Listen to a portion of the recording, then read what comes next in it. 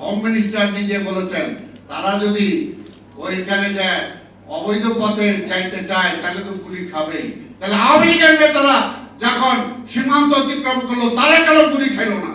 ফ্যাসিস্টকে বিদায় করার পরও এই সরকারকে আমরা এনেছি। এই সরকার যদি বুক কুচিয়ে আজকে ভারতের কাছে প্রশ্ন করতে না পারে এই সরকারকে কি হয়?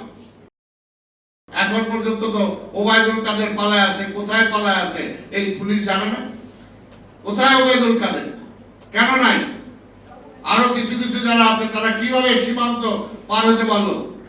আজকে ভারতে বসে যাদেরকে চেহারা দেখা যায় এই সরকার এখন পর্যন্ত ভারতের কাছে জবাব দিতে চায় নাই যে তারা কিভাবে পালায় গেল।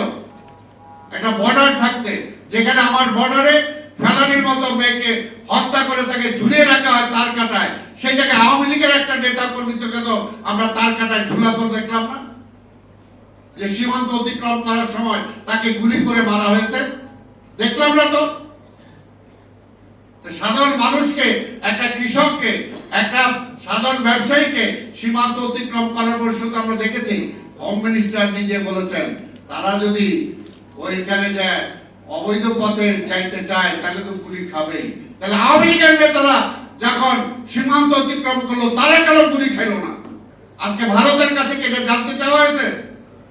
আজকে পররাষ্ট্র উপদেষ্টা আছেন, তার কাছে প্রশ্ন করতে চাই কেন হয় না?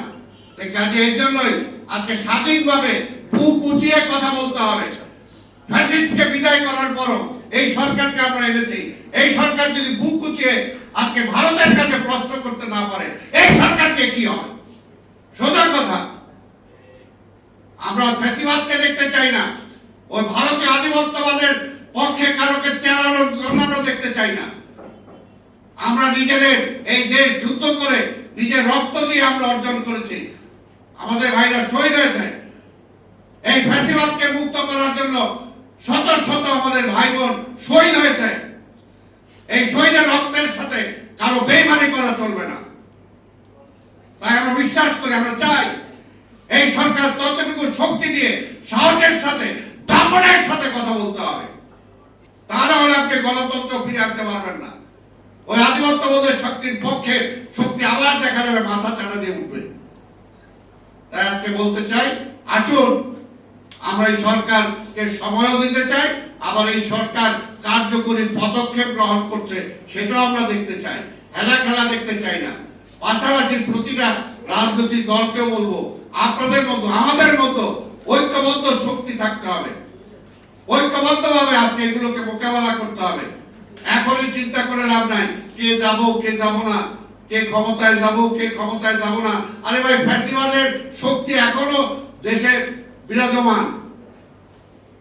এখন পর্যন্ত নির্বাচনের ডেটটাই আনতে পারলাম না, আর এখনই নিজেরা যদি হিসাব কিতাব করি উমুকরে আসতে দেব না, উমুকরে যাইতে দেব না, তাহলে তো হবে না।